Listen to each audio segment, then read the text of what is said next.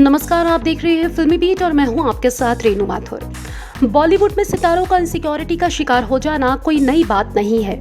सफलता के जिस मुकाम को ये सितारे दिन रात मेहनत करके हासिल करते हैं, उस स्टेटस को कायम रखने की हर मुमकिन कोशिश भी करते हैं।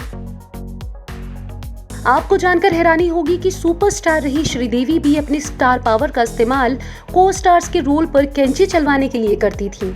जी हां, बॉलीवुड स्टार्स अपने स्टेटस को कायम रखने की हर मुमकिन कोशिश भी करते हैं, फिर चाहे इसके लिए उन्हें साम दाम दंड भेद की नीति ही क्यों न अपनानी पड़े। बॉलीवुड दीवा श्रीदेवी को फिल्म इंडस्ट्री में लेडी अमिताभ बच्चन का खिताब हासिल था। बॉलीवुड की पहली फीमेल सुपरस्टार कहलाती थी श्रीदेवी। 80 का पूरा दशक भी श्रीदेवी के नाम रहा। उस दौर में श्रीदेवी की फिल्मों में हीरो के मुकाबले का उनका रोल होता था, वहीं फिल्मों में दूसरी एक्ट्रेसेस के साथ उनका कोल्ड वॉर भी खूब होता था। उनमें सबसे फेमस था श्रीदेवी और जयाप्रदा का कोल्ड वॉर। 80 के दशक में तकरीबन हर चौथी फिल्म में जितेंद्र श्रीदेवी, जितेंद्र जयाप्रदा की जोड़ी देखने को मिलती थी। कई फिल्मों में श्रीदेवी और जयाप्रदा ने एक साथ काम किया। दोनों के बीच टशन के कई किस्से मशहूर हैं। सेट पर दोनों आपस में बातें भी नहीं करती थी। श्रीदेवी ने कई फिल्मों में जया के रोल पर कैंची भी चलवाई। वहीं अमिताभ बच्चन की फिल्मों में भी वो तभी काम करती थी जब उनका रोल दमदार होता था।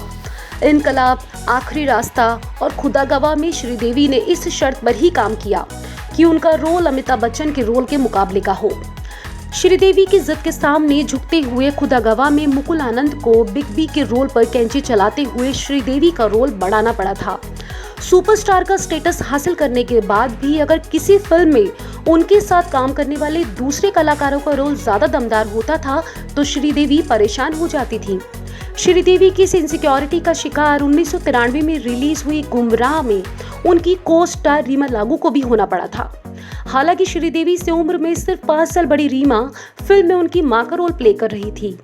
कहा जाता है कि फिल्म की एडिटिंग के वक्त श्रीदेवी ने ये फिल्म देखी तो उन्हें लगा कि रीमा की दमदार एक्टिंग के सामने वो कहीं फीकी पड़ रही हैं, जिसके बाद श्रीदेवी ने फिल्म के मेकर्स को फिल्म में से रीमा के कुछ सीन्स हटाने के लिए कह दिया। उस वक्त श्रीदेवी टॉप स्टार थी और कोई भी फिल्म मेकर इंडस्ट्री की टॉप स्टार को नाराज नहीं करना चाहता था।